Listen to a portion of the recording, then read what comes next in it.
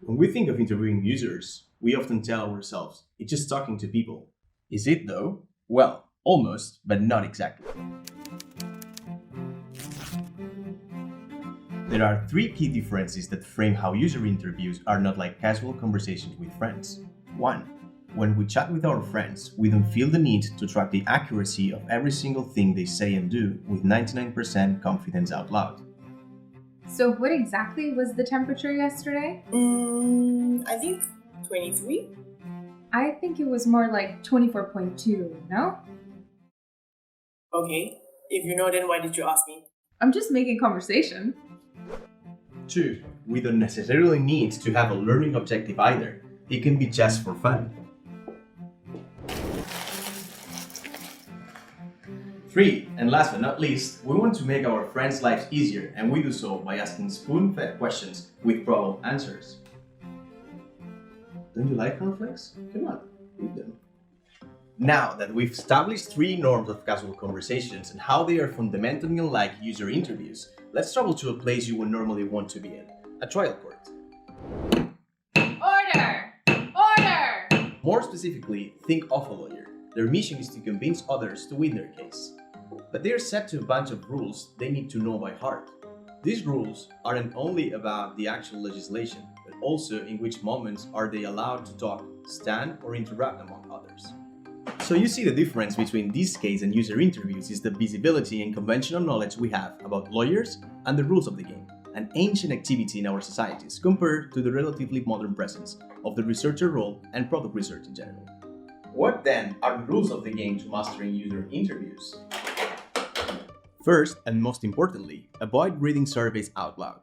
Surveys are characterized by a set of linear, closed questions with more or less coherence and no possibility of following up live.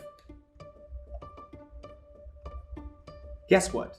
Interviews are exactly the opposite of that. When in an interview we ask a closed-ended question, we miss the chance to learn from the user, and we also open the door to let them tell us what they think we want to hear, which, remember, is not the purpose.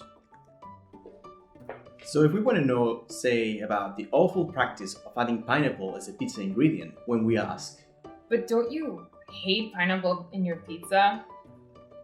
we're actually saying, You don't really like pineapple in your pizza, do you, little weirdo?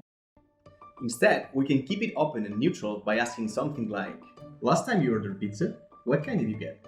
And follow up with, which toppings did you like the most? Why? But hey, there's a lot here. Let me unpack it.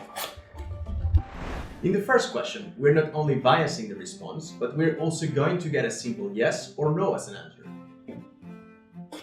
In contrast with our set of open-ended questions, we will learn all about the pizza preferences of the other person without giving them any kind of hint or discriminating in responses. I think pineapple is still awful though.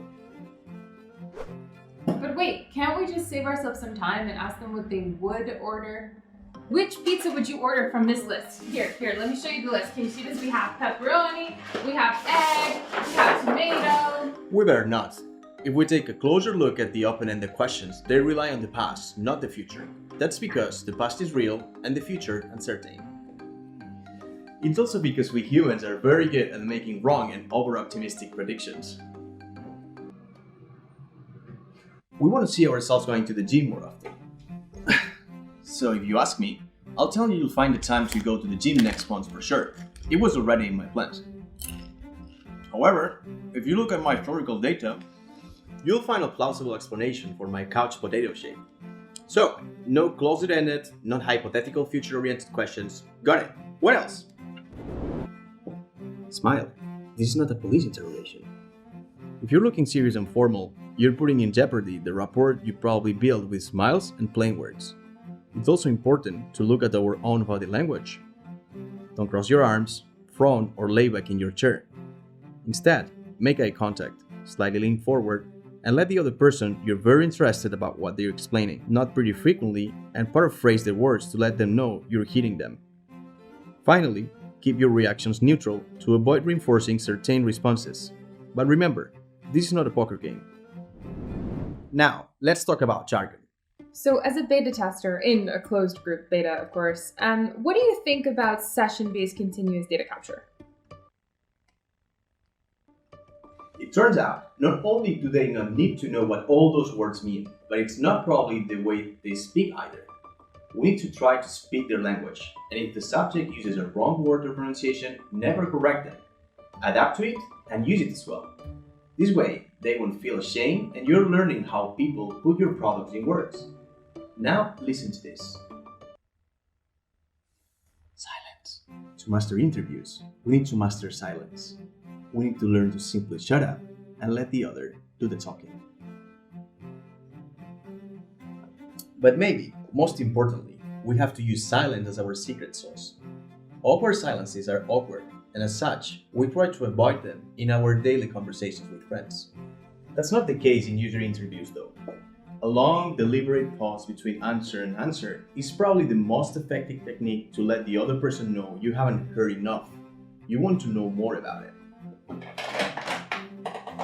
It's challenging. It takes practice. Count up to 3 every time the other person has finished their response, instead of rushing to fill in with the next question and overstep in their responses. We humans need time to think, especially of topics we normally don't get asked about. Finally, let's talk about user interview structures. Easy peasy, right? You have your questions and tasks, join the session, ask them, leave. That's the arrow approach. However, we can win a marathon taking a taxi. Everything has its time and process. For interviewing users, we should rely on the arc approach instead. This consists in building an arc, warming up with a few elevator questions, setting the expectations of what's going to happen, what we expect during this time, and start by asking some contextual questions to learn from them and build rapport. You don't have to become friends though. By then, more or less halfway through the session, we know enough about the user and have earned the trust to get to the thick of it. We're on the top of the arc, where we can ask them our core questions or present any task. When finished, we don't just go. We progressively cool it down with some reflection and future-oriented questions. Give thanks again, and wish them a good day. That would close the arc. Okay, thank you. So now you know. Next time you run a user interview, anchor yourself in daily conversations. Instead, follow the simple rules of the game. Thanks. Ask unbiased, fast-paced, open-ended questions. Smile and be mindful with your body language, keeping your reactions neutral. Use the user's words, don't correct.